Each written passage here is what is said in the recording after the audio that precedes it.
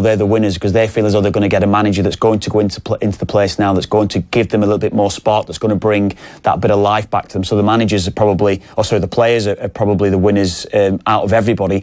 And Mourinho, has his reputation been badly damaged? Probably not. I would say probably not. I think he's still considered a good manager around Europe. He's still going to get a big job, no matter what we say. That's the way that I would see it with Mourinho. But ultimately, there are questions over that real top job. Like, he's not been able to go into Man United and get that initial kick out of them, or get that initial bounce out of them. He's not been able to do it. He's not done what he's done at other clubs and win that Premier League or win the Championship with that club. And ultimately, I think it's been a pretty miserable time for Mourinho since he's gone into the place. That's the way that I would see it. Yes, you'd look at, he won the Europa League, great. He's won the Carabao Cup, great. But has it been a successful spell for United, playing good attacking football, enjoyment watching them every week? It simply hasn't. It's been coming for a long time, hasn't it? Yeah, I'd be very surprised if anybody said it has been any sort of success for Manchester United during his reign. And we'd love to hear your thoughts, by the way. You can text us on 53106 or you can tweet us at Off The Ball, particularly Manchester United fans this evening. Who do you want to see as your next manager? It's a strange situation, isn't it? I can't really recall a situation where they've got an interim manager, but he's only the interim manager to the next interim manager, who will then be interim manager to the permanent manager, who's going to be appointed next summer. I don't know about you, Kev, but I'm looking out there and I'm thinking it must not be a very lucrative managerial market at the moment. Oh God, yeah, you've made it even more confusing when you put it like that. But you're right. Who's out there that's seriously going to come in and make a difference? It seems to me that they're going to have to go and poach someone. If it is, the appealing choices that are available now are, of course, Conte, Zidane. They're the two that outwork. Blanc's been mentioned as well within that as well. Of course, they're appealing for different reasons within those three, though. There's reasons within those three. But you only appoint an interim manager because you want someone that's in a job. That's the way that I see it. So the interim manager comes in, takes the job with a view to Man United.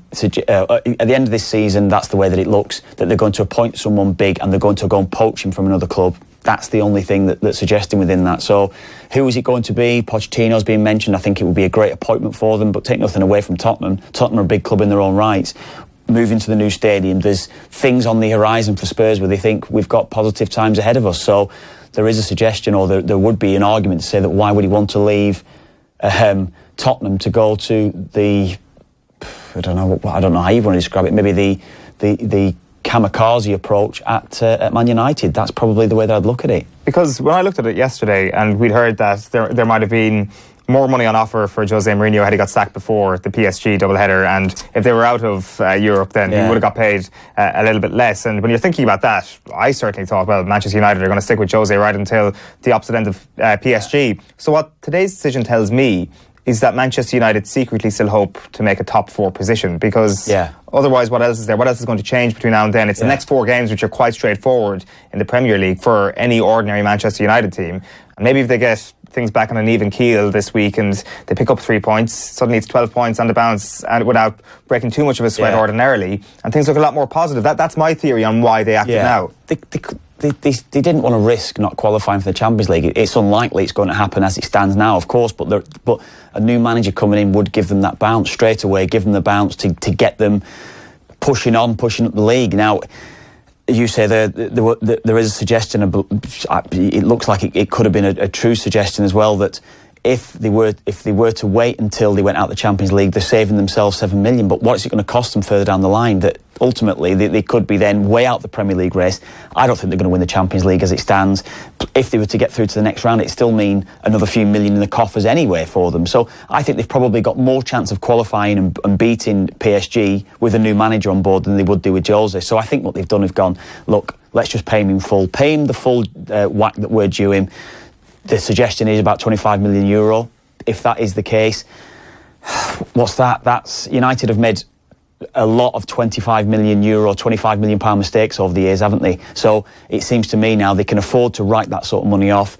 Let's write it off. let's draw a line in the sand and let's move forward. That's what they've done, I think, yeah. The first thing I think when you say that is, if I put myself into Daniel Levy's shoes, if they're willing to pay 25 million to get rid of their manager, they're willing to pay 50, 60, 70 million perhaps to get our manager. Yeah, I mean, I heard a suggestion last week as well that Tottenham have got some sort of agreement in place with Pochettino now, that if a club were to come in for him, there is a figure in place that their club has to pay to get him. So whether or not that would be the case, I don't know. What would it be? You know, if we're talking about top-class centre-forwards and top-class players, Man United paid 100 million for Pogba a few years ago. The market has even shifted since they paid that 100 million for Pogba. So what would it take to get a manager that's going to be able to get the best out of a Pogba and get the best out of that squad and also bring other players in around it? Is he worth 100 million? You'd have to say yes, wouldn't you? I don't think that's going to be the figure, but that's realistically the figure that could be touted around for Pochettino. What would a realistic figure be in my head? I don't know. You're probably looking at in excess of 40 million, aren't you? Yeah. The way that the game has moved to, that's the way I would see it, yeah. For sure. Like, the thing is, we've heard quite a bit about Jose Mourinho complaining about Ed Woodward and the lack of autonomy he was given in the transfer market. Probably means that the United hierarchy are thinking quite closely about not only next summer's signings but January signings. Now, granted, the January window isn't what it once was. Teams are starting to realise that there's been a lot of busted flushes from the January transfer window, so we don't expect big business to happen. But how many players do you think Manchester United really need to look out for and sign? Because there seems to be a big disagreement here about whether or not they have the players. Defensively is the one thing, isn't it? They don't look great defensively at all. Now, that is one thing that Mourinho has been able to get the best out of. I'd say probably at times maybe average defenders. He's got them playing to a certain system that's got the best out of them. They don't necessarily need to move too far. They hold in your position, and by doing that, you're going to be able to see games through defensively as a unit off the back of it. Up front, I think they've still got a lot of attacking talent. I think they've got a lot of good players who a new manager could work with. But I think in midfield, the one thing I looked at it and I spoke about it at the weekend. I was with Nathan at Anfield on Saturday, and I still don't think Liverpool's midfield is that great creativity wise. I don't think they're that great, but there's a real energy in there. United have got no creativity and no energy, so you probably need to bring a couple more into that midfield that's going to bring a little bit more spark, that's going to provide real energy in there. If you don't, like, you look at City and you've got David Silva, you've got Bernardo Silva and Fernandinho. Fernandinho is the quickest out of those three, but you wouldn't necessarily associate real pace with Silva or David Silva or Bernardo Silva or De Bruyne to an extent, but they are amazing footballers, amazing with the ball. United don't have that, yet they don't have the energy that Liverpool have. So they've got to have some sort of balance in there that's going to be able to maybe address that balance and address that gap that they've got between those two top sides. And even Spurs as well. Spurs, even this season, look at what Pochettino's done. He's been playing Moussa Sissoko in midfield. You wouldn't think he's the greatest of midfield players, but what he is, he provides real energy, real running power. United haven't got that. So I think overall, there's a lot of things that need to be done defensively and in midfield. I don't see United having top-class players in that department, no. And the thing is, as well, it's such a big appointment for a lot of those players. I mean, the likes of Marcus Rashford and Anthony Martial privately must be thinking, God, if I get another crap manager who's going to, push me towards the elements of regression in my career, then my career is in a spot of bother. Is there am I being too dramatic to say that the next appointment could save the careers of some of those players? Like, Romelu Lukaku is probably the best example. I think it's a bit harsh to say Rashford and Martial's career needs saving, because they don't. They're still on the right path, you suspect. But somebody like Lukaku probably does need a bit of a saviour. Yeah, I know what you're saying. You're spot on what you're saying, because I think both Rashford and Martial's career has regressed. It hasn't been great since they both have burst onto the scene, when you were looking at them thinking, wow, these players could go on and be anything that they want to be. And I made the comparison with Rashford and Raheem Sterling to Joe last night. Look at the way their careers have gone. I still feel as though Rashford is a better footballer technically than Sterling, yet with a certain amount of coaching, look what Sterling's done and look where he's got to, the level. Rashford's nowhere near that level now. So I think I'm sure those two are looking at who the next manager is going to be. But in relation to Lukaku, I totally get your point that, sometimes we can overstate it and be a little bit dramatic in how we're going about it. But Lukaku, whatever's gone wrong this season with him, and now even last season as well, when he was still scoring goals, you were watching him in games and we still had that question over him, even during his Everton career, thinking, he's still not top class, and he still isn't. I heard there was one ex-Man United player said this season, said he's probably got the worst touch of a Man United striker in the last 25, 30 years. And you couldn't argue with that. You couldn't argue with that sort of assessment of Lukaku. So something needs to be done with him to try to get him back on track and take his career going forward, because physically we know he has got everything, and he's got pace, he's got certain attributes, he's got finishing power, but there's certain elements to his game that he needs to improve on, and a new manager coming in, or a different manager with a different mindset, could get the best out of him and those two, and Alexis Sanchez, who we've not mentioned, who whatever's happened there with Alexis Sanchez, I don't know. Do they cut it now with him? Do they say, well, look, Alexis Sanchez hasn't worked out, we get rid, let's move on from him now and get somebody else in who can do it? There's a lot of things that need to be done with United attack-wise, but I do feel as though there's a lot of talent there, yeah. But the thing is, we will most likely see, come the end of the season, a very similar team to the one we have now. Like, coming back to my initial point about January. So what do you want to see Manchester United do? Like, how do you want to see them set up differently? Is it a formation change or a big personnel change, or is it merely mentality? Not necessarily a formation change. I look at the fullbacks, and I look at the two fullbacks. Antonio Valencia has been brilliant, played with him at Wigan, probably one of the best players I would have played with, but he hasn't been performing to the level that we've seen of him in a Man United shirt over the last couple of seasons. He simply hasn't been. He's a captain, yes, but I think they need a new right back. Darmian hasn't been good enough across the course of his career at United. He isn't good enough. That's a fact of him. That's one of the signings that Van Gaal has made, and you look at that and think, how is he a Man United player? Luke Shaw hasn't necessarily produced it consistently. You maybe feel as though there is something to come from him, but if you look at all the attacking sides around Europe over the last 6-7 years, the best sides, even in the Premier League, have got two really good attacking fullbacks. United haven't got that. So two fullbacks, probably. You might not be able to bring them in this window, but certainly the next couple of windows you need to address that situation. A top class centre half, a ball playing centre half they don't have. If you've got a Chris Smalling, if you've got a Eric Bailly or a Victor Lindelof or a Phil Jones, if you're going to play one of those four alongside a better footballer, that's what they need, I feel. Are those four players probably at the level of the rest of the centre-halves in the Premier League? No. Alderweireld, Vertonghen, Van Dijk, Stones, whoever. You can list them all off. None of them are as... All those players would get into United sides, that's what I'm saying. So, yes, a new centre-half, a new holding midfield player, or a new player that's going to dictate play. Matic isn't good enough. Herrera isn't good enough. Pogba hasn't been good enough if he's had to play that sort of role. So they need a player that's going to dictate play better for them. So I would say, yeah, two fullbacks, a centre-half and a midfielder. Everything else you can probably work with, I would say, within that side. Certainly, to take them to a certain level, there are probably going to be other players that you'll need to bring on board further down the line that's going to bring them to a certain level. But they are the necessities, I feel, as though within United's side at the moment that need to be addressed, yeah. Given the sacking of Jose Mourinho, how unsure are you of where Paul Pogba is going to be playing his football next season? I've been reading so often lately that he's leaving in January. He's going to Juve on loan in January. Now, whether or not this changes things, I'd probably say it would change things. But Pogba, and we said it at the weekend again, going back to the game at the weekend, looking at the midfield from Liverpool and United at the weekend, he is the most technically gifted player that could have been on that pitch at the weekend. He wasn't played. He's not been played for a reason. Simply doesn't fit into what Mourinho wants. The relationships broke down. Whatever's happened internally, I don't know. But Pogba simply hasn't produced it. He hasn't. I feel as though he's slowed the game down for United. He hasn't necessarily been this explosive player that we maybe saw at the World Cup, that we've seen in spells at United, that we've seen so often before he came to United, playing in a Juve shirt with a bit more licence to get forward, scoring goals, creating goals. He hasn't done it. He hasn't done it for United. Now, whether that's been the manager, I don't know. Probably he would suggest it is. He may feel as though a new manager coming in could bring the best out of him.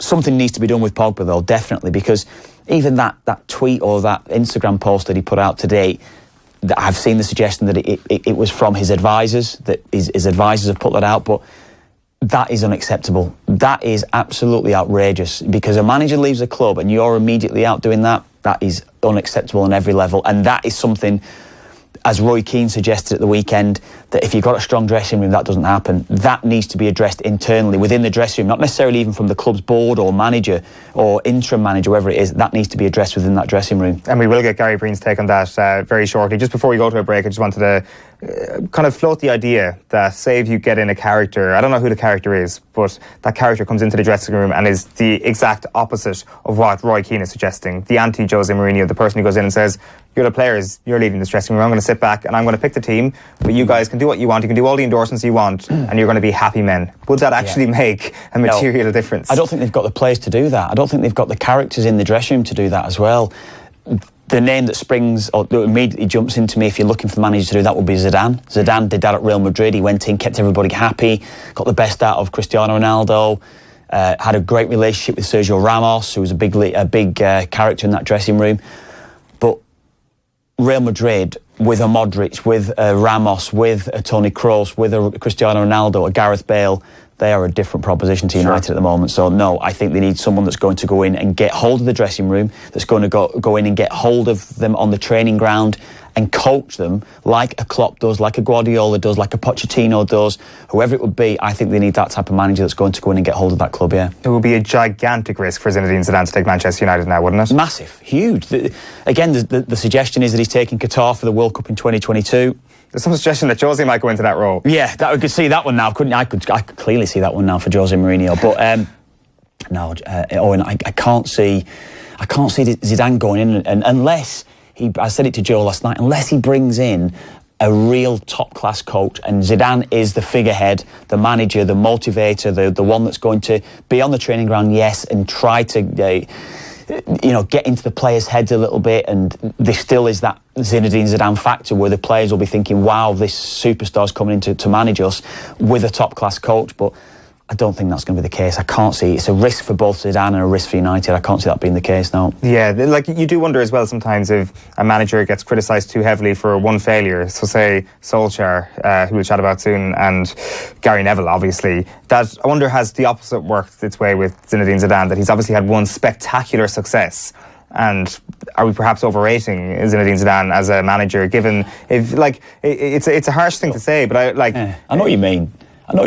It's do we need to really wait to see how good a manager he is? Like his first test of trying to bring a dressing room back on side, and I know he did that at the start with Real Madrid, but they all had the respect for Zinedine Zidane.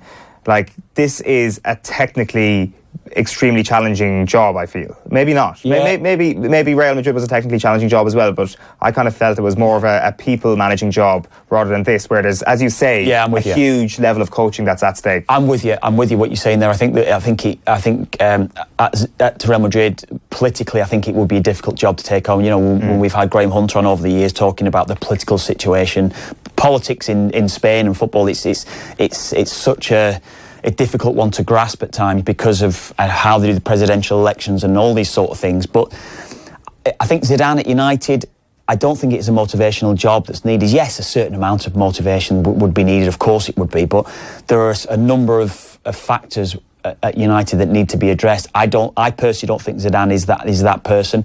I wouldn't necessarily underestimate what he's done at Real Madrid. I think the job he's done has been sensational. It has been an incredible job what he's done. Going into that club, winning, what was it, three Champions Leagues? He won 3 years in the bounce, didn't he? To do that job is absolutely incredible. Yeah, I'm not saying he's overrated. I think, I know. Perhaps you've got a different perception. No, I know what you mean. I know exactly what you mean on it, and but that was my point before. That's why I think that Zidane wouldn't be the man to go into the United and to do the job. I think they had a much better calibre player at Real Madrid at the time, and they had won the Champions League. Was that 18 months prior to him going into Real Madrid as it was, so they still had the calibre of players that were of that class, but they just weren't necessarily performing under Rafa Benitez. Yeah, there's no question about that. We'd love to hear your thoughts. You can text us using the text number 53106. Those will cost you 30 cents, and you can tweet us as well at Off The Ball, or comment on the stream if you happen to be watching on YouTube or Facebook. We're getting Gary Breen's thoughts on Jose Mourinho's departure next. Football on Off The Ball. Brought to you by Boyle Sports. Now with same-day withdrawals to your Visa debit card. You can get all your Christmas shopping done in one place at Swords Pavilions. From treats and presents to food and gift cards, we've got it all. There's 2 hours free parking and it's so convenient, right off the M1. So grab your little helpers and head on over. Jingle all the way. Christmas at Swords Pavilions, Festive fashion and fun for the whole family. Jambo, we've settled into our new homes and everyone is looking after us really well. Cow is busy giving milk to help earn money for her family, and Camel is pulling his weight. But there's still so much to do, as many families are without animals to help them. So please, send more Boher animals this Christmas. Tommy Fleming here, and I'm here to ask you to turn the ordinary into the extraordinary this Christmas with Boher. Please phone 1850 829999 or visit boher.ie. Ah, Christmas, a time for giving. Giving out, mostly, about the queues in car parks. But also a time for taking. Taking your time and getting all your Christmas gifts online at appliancesdelivered.ie. You'll be amazed at the presents you can buy.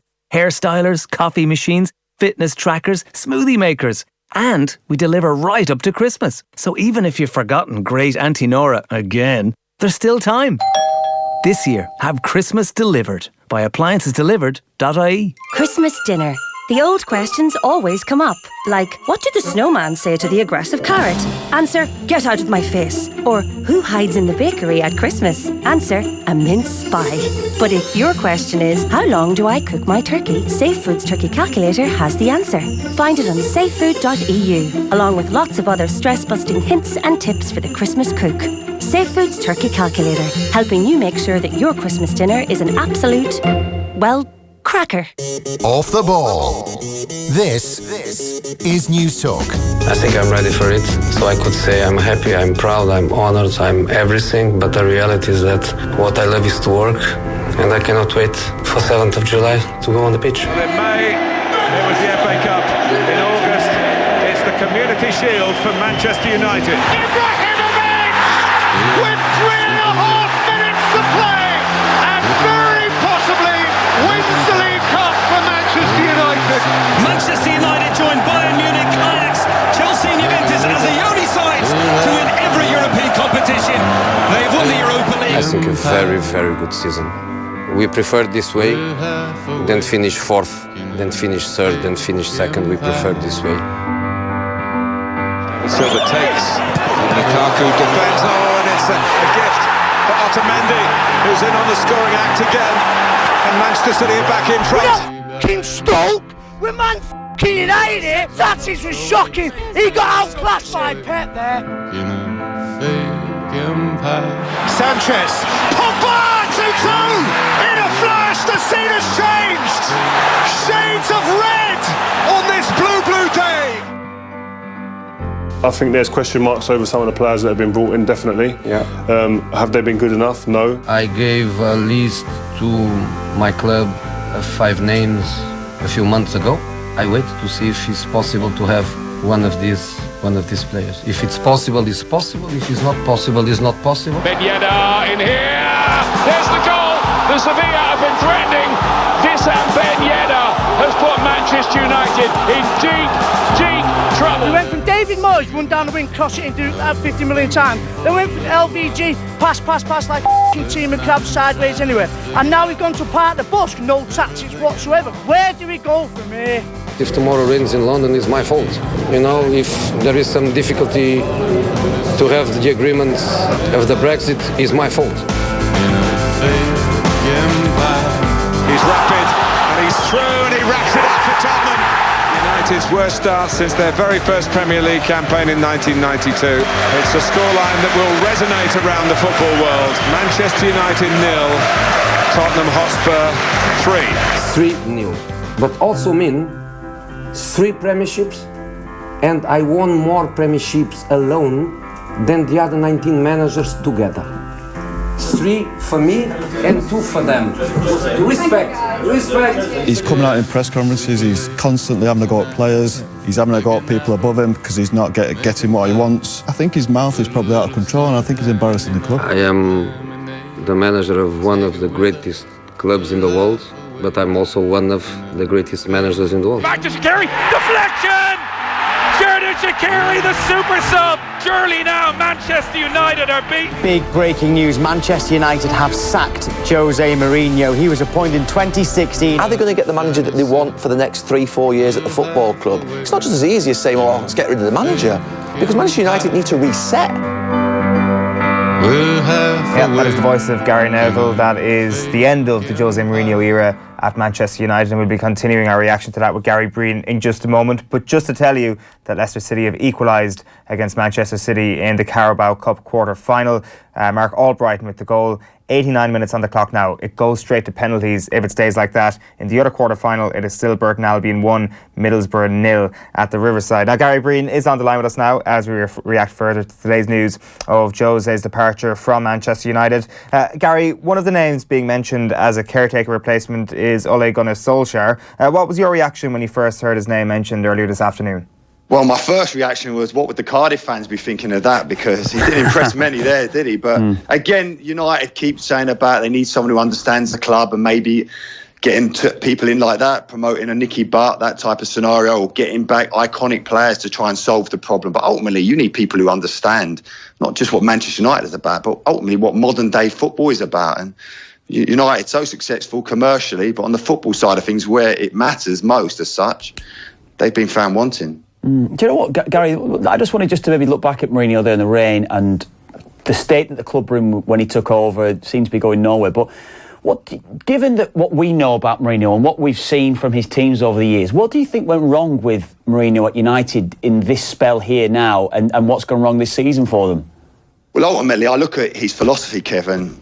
When I say that, and I spoke to Owen about this yesterday, his team's always had a physicality about them. And you've seen his recruitment, the likes of Bailly, Matic, Pogba, Lukaku. He tried to get that back, but that looks so cumbersome now against the fluidity, the movement of Liverpool, City, even Spurs. And I can understand why he's doing it. When you think about that top Chelsea team that we played against when he first come to the Premier League, that strength throughout that spine. But that type of tactic now just seems a little bit redundant in terms of how the other teams are playing. And they look tired. They look like they couldn't get around the pitch. And that's damning for a team and a team of Man United's quality, and for a manager as well. But you only have to look at the stats. And we said this yesterday, that they're down in 15th or 16th in terms of sprints, distance covered. Yeah. I mean, that's shocking. You can't legislate for that. So what are you saying in relation to the players then? We saw that Pogba's posted something today as well, and which immediately was deleted. Yeah, but in relation to the talent that's within that side and the money that has been spent on that side, then is there anything that the team could have done different, or personnel on the pitch could have done differently, or do you just solely lay that blame at Mourinho's door? No, I don't lay it solely at his door. Obviously, he's culpable as a manager bringing those players in, but I think you need to look within yourself as a player now. I know, and we've been in this scenario so many times, Kev, when a new manager comes in, the whole squad starts to produce over that 4 or 5 week period where they think it's a fresh start for everyone. But there's no way in the world I'm convinced that Pogba's going to go in and prove himself a world-class midfielder. Not consistently, anyway. Could a Solskjaer, could somebody get the best out of him, though, and start to bring this team forward in relation to what they've got there anyway now, though? In the short term, they'll make improvements. You'll put Pogba back in the team. I bet that's a remit straight away from the hierarchy saying, listen, we need to get this player back in the team. But do you believe, or do you trust him to be able to do it over any length of period? I certainly don't. Not in terms of the stature and the quality I normally associate with central midfielders for Manchester United. No way in the world. And I think Pochettino, it's been talked about him coming in there, but I don't think he'll trust him not to consistently produce in a way that his players at Spurs are doing. No chance. Just one point, before we get into that too much, is just on that stagnation discussion you guys were just having there, and this idea that this season has been a complete disaster. To me, it is a surprise that this season has been the disaster that it is. They've already conceded more goals at this point of the season than they did in the entirety of last year in the Premier League. We kind of forget the idea that they came second to Manchester City in the Premier League last season. What has been the single biggest reason behind the downfall this season, Gary? It seems to me that it is very much a poisonous dressing room that has allowed this team to regress to the point it has done. Yeah, and he has to take responsibility for that because he's alienated so many players. And I know in the modern day of football, which can be frustrating, you've got to cajole these players. Even when they're the type you can't really rely on them. You've still got to try and get a tune out of them. But ultimately, in terms of where they're struggling on the pitch, is the very fact what you said there, Owen, they ain't got a defence. And all of Mourinho's top teams, his title-winning teams, had a strong defence. The very fact that you talked about the goals they conceded, they gave up 36 chances against Liverpool.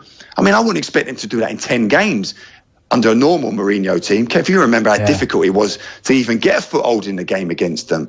And that's the staggering thing, is that even when he recruited these defenders and the likes of Lindelof, who essentially, when he didn't get him in that first window, but he went so strong and hard for him in the next window, I think it was the summer window, to bring him in, I immediately thought, this guy must be really talented. I know he's young, but he must be so talented. But then when I look at Lindelof now, he looks like a youth team player, that in the same way that Scott Wootton did, that Michael Keane did, not the way that John O'Shea did, in terms of coming in and thinking, yeah, he's the real deal. He looks so lightweight, and that's not taking anything away from him. And he's not alone. There's so many players now who have been at United over the course of these 3 managers since Ferguson left, who are ultimately good players, but they're not Manchester United qualities. They can't deal with the intensity, the consistency that's required, that every time Man United go to an away ground, they're the biggest show in town. And you've got to cope with that. They can't. So you don't subscribe to this theory at all, that the difference between Manchester United and Liverpool in terms of playing personnel is quite small, or at least a lot smaller than we saw on Sunday? You think that there's actually a big quality difference in terms of the squad? Yeah, I think there's a lot of Manchester United players there who are not at that quality. And obviously I'm judging them against Ferguson's top teams as such, and the ones that we played against.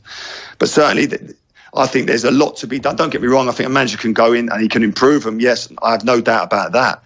But I think a lot of them players have been hiding behind the fact that Moyes was employed and shouldn't have been as such, because he wasn't in keeping with the philosophy of Manchester United. I know Kevin's got a lot of respect for him, and I have as a manager. But he's in stark contrast to Manchester United. Just because he's Scottish and he comes from the same part, doesn't mean they had totally different philosophies in terms of being successful managers. Van Gaal just looked like a manager they wanted to get in as a big name, but didn't look a natural fit. And Mourinho, his whole tenure has played out how exactly you thought it would do. That there'll be so many managers who felt he wasn't in keeping with a philosophy. And ultimately, it's about perception. Because people think that Mourinho's a negative manager, they felt that he's not going to fit United. But there are many times when Ferguson played counter-attacking football, but no one wants to remember that. Yeah, I remember that. Maybe certainly mid-90s, that brilliant side with Kanchelskis and Ince, and how good they were counter-attacking. I remember that myself clearly. Just something on that Roy Keane spoke about at the weekend, Gary. He spoke about perhaps maybe a weak dressing room, allowing things to go on that wouldn't necessarily go on, maybe what he's talking, I suppose, about in his day. Do you think that is the case as well? That's a contributing factor to what United have done this season as well? Yeah, I do. Without a shadow of doubt, I've always felt that one of the biggest tasks a manager has is getting a manager in his changing room, a captain who negates all those type of things early on. I know that's very difficult now in the social media world. It's not something that I'm particularly comfortable with, but you have to deal with it. That's the scenario. And all these players, these young players, rightly or wrongly, take their eye off of what really matters is on the pitch. And it's difficult to say to them, don't try and make a career for yourself after football, because they should do. So many top-class footballers back in the day are struggling now because they didn't have that opportunity. But I do think it's important. I think a natural leader in there negates so much before it even comes to the door of the manager. Obviously, Mourinho had the likes of John Terry, Frank Lampard bossing those type of changing rooms, and I think it is massive. And it's not just at the top level. We've experienced it, Kev. Ultimately, we're mid-Premier League to bottom Premier League players, but we know how important it is that you have the right type as a captain, as leaders in the dressing room. And United have been really lacking that. But ultimately, though, if you kind of follow Roy Keane's point to its end point, you talk about, say, the players on one side being perhaps too vociferous, having a little bit too much power in the dressing room, and then you have on the other side poor Jose Mourinho, who's getting completely drowned out by the ego of numerous players in that dressing room. So you could look at today's news as a win for player power and extraordinary player power. Yeah, and the frustration for me was when he lost his job at Chelsea, because they really flexed their muscles, those Chelsea boys. And I hated that because they'd done it so often over the years. And I was really angry when he lost his job at Chelsea in that second tenure. Not so much now at United, because I felt it was inevitable. I felt that Mourinho had lost his spark a little bit. For no point do I believe he's a dinosaur, do I believe he's yesterday's man as a manager. I think he's an elite level manager. I think he's brilliant. But I never felt that this was a natural fit. The problem you have now is that so many of these players have the ear of the commercial side of a club, the chairman's ear, and it is difficult. And you have to look at a lot of these players and they have to question themselves, really, because so many of them have underachieved. So I'll take it then from what you're saying there, then you don't think the game has passed Mourinho by then, Gary? Joe was talking about it last night. That's something that's been suggested by a few people, hasn't it? The game has passed him by. He's not in keeping with what current sides are doing. So what next for Jose Mourinho then? Do you think he will end up at one of the top clubs around Europe, or is it maybe a time for him to take a break from the game? I don't know. I think he's the type where we don't know what he'll be thinking himself, but I don't think he's finished at the top level. I do generally think he's finished in the Premier League. I can't see him managing a club here. Well, who could he go to? You know, I know like football often surprises you. The likes of Rafa Benitez becoming a Chelsea manager, bearing in mind the iconic Champions League battles that they had with Liverpool. But the suggestion that he could possibly go back to Chelsea for a third time, I don't believe that. I think his unique bond with those Chelsea players, the Chelsea supporters, has been broken. They don't think of him the same. The only thing I can possibly see is a return to Real Madrid. I can't see him going to PSG. Thomas Tuchel is there, highly thought of young manager. It'd be interesting to see how he does with Paris in the Champions League going forward. But to suggest that Mourinho is finished, no, I don't buy that for one moment. Just something that Damien Duff has always said, though, about Jose Mourinho, about his relationship with players and how day-to-day, not just motivational, but just that little spark that he brings to a training ground. You don't necessarily, so we certainly haven't seen it this year, we certainly haven't seen it over maybe the last 4 or 5 years, even that's including his Chelsea term as well.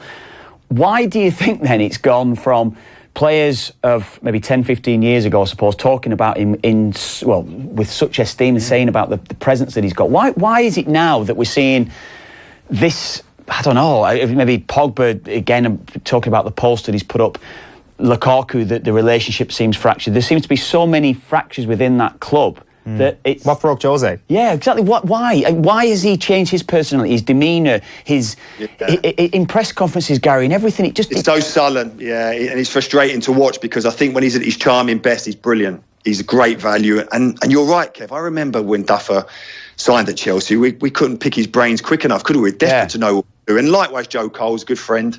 I'd be asking him, and the difference he made to the likes of Joe Cole from like a flair number 10 player to actually having some end product. So what has effectively changed? Are we saying that he's changed, that players as such have changed? I don't want to be one of those ex-players who goes, it was different in my day. I don't believe it has changed so much. I just think that ultimately you've got a group of players at United, the kind of headline acts are so temperamental, so having to be cajoled all the time, as opposed to the likes of Duffer, Duffer, Joe Cole, flair players, but they love football. All they want to do was play football, and if you told them how to get better, they would do whatever you told them. But that group of United players now, the likes of Sanchez, Pogba, and there must be some good players there. Of course there is in terms of that, and there'll be some who are disappointed to see Pogba go, but I don't know, it just seemed a bad group, a bad mix at United right now. And that is particularly worrying from a Manchester United perspective, that how much can a really good motivator do? But just rest on this point for one more question, Gary. Just this idea of Jose perhaps losing what he used to be about, as you say, Kev. Like, you do wonder in terms of his own career how worrying this is, because no longer can you look at Jose Mourinho as this guarantee of like a one-hit wonder where you get him in for one season and you win a league title and then things go badly in the second season, but it doesn't matter, you've got your league title. Because I'm with you on the Real Madrid thing, I can see that happening, but the reason why it would happen is you get that one season fixed. They wanted a Liga title again so bloody badly, and he gets on quite well with Perez. But he didn't get that league title with Manchester United. For the first time in his career, he doesn't at least have that big trophy, like that trophy that really matters to show for his efforts. Yeah, but he'll counter that straight away and say that he won 3 trophies in that first season. I know what you're going to say, you're going to dismiss it, but Liverpool ain't won it, Tottenham ain't won it. So this is the thing that we always had along. To every Man United player prior to him going to Manchester United, I asked the question, okay, you know this manager is not in keeping with your philosophy, but will you take him because you'll win trophies? Yeah. Half of them said yes, half of them said no. Now, I know he hasn't got the elusive Premier League title, but there's no doubt he'll win titles. He'll go to Real Madrid, who have a short span anyway in terms of their manager. There's a turnover all the time at Real Madrid, so he'll be back and he'll be challenging. I have no doubt about that. What do you think is going to happen with Jose? No, it's an interesting one. That Real Madrid the talk of Real Madrid, it's not gone away over the last 6 months. It was interesting. We spoke about it. I think you would have spoke about it on All2BAM.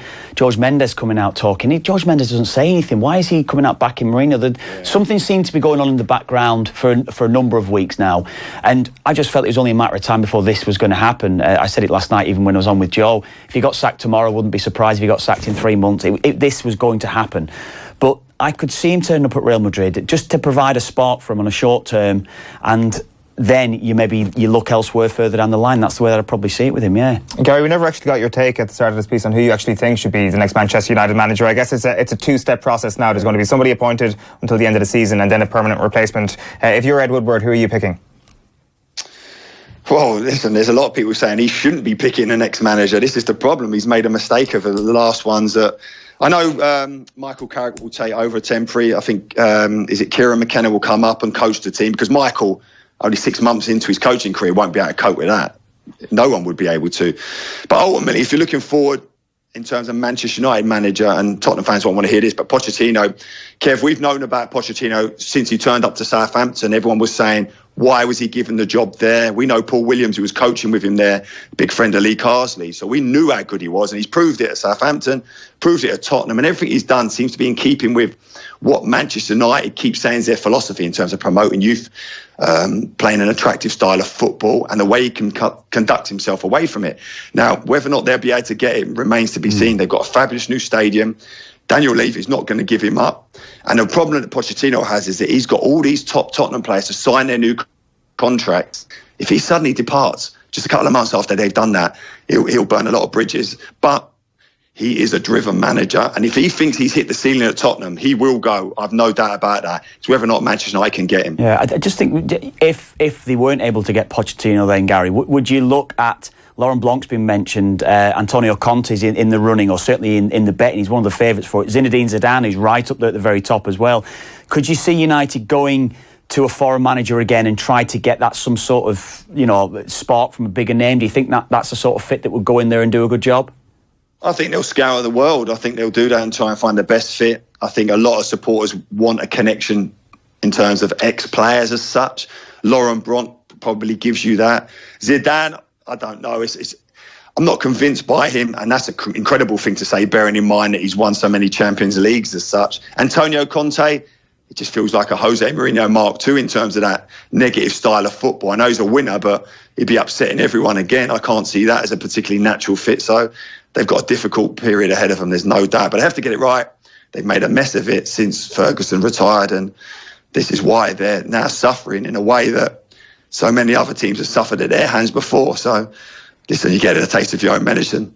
That's it. I guess it could be viewed as a poison chalice at this point. I guess the question is, at what point does it become irreversibly poison, where the Manchester United role is just a job that is just got a complete black mark against it? I do feel that we're perhaps one disaster away from that, Gary. Oh, listen, I don't see this as a disaster. I think all the top managers in the world will want this Manchester United job. It's an iconic club. It's one of the biggest in the world. There is quality throughout that squad, and every manager believes that he can make players get back to their highest performances. That remains to be seen, but I think they'll have. I think whoever they lift the phone up to speak to will want to speak to them, without a shadow of a doubt. Just one thing on that point you make. There's a lot of quality within that side. You spoke about the defence, more the attacking side of it. Then, so why hasn't Mourinho then got the best out of those players? Because you know as well as I do, Gary, as well. When lads, they listen to what the manager's saying, but essentially, if you've got that type of real quality in your side, it's almost as if they can still play off the cuff and they still can provide that bit of magic. But they just look so low over the last 2-3 months. Look at them getting dominated against some of maybe the lesser teams as well. So why haven't those players been able to produce the form that we actually have seen them at other clubs? Alexis Sanchez, Paul Pogba, Anthony Martial, Marcus Rashford. These are players that we've looked back with admiration over the last few years and thought these are going to be superstars, but it's just flitted away to nothing.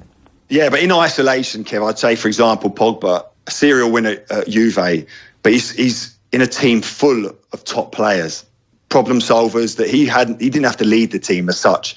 He was just an added part of it, and he excelled. Take nothing away from him. Sanchez, a team at Arsenal, serial underachievers. I know he's been successful for Chile, but he's had his injury problems and what have you like that. But you talk about the quality. If someone takes over that job, say a Pochettino, he'd be rubbing his hands to be working with likes of Martial, Rashford. They're incredible players, young players, gifted players, Lingard as well. So there are players there that any new manager will think, yeah, I can get a tune out of these, no doubt. He may well discard the top players that have come for big money, the likes of Lukaku, who, I mean, it was embarrassing, wasn't it? Van Dijk was just swatting him like a child on the weekend. So I wouldn't be surprised. The likes of Pochettino, when he initially went into Tottenham, he discarded Adebayor.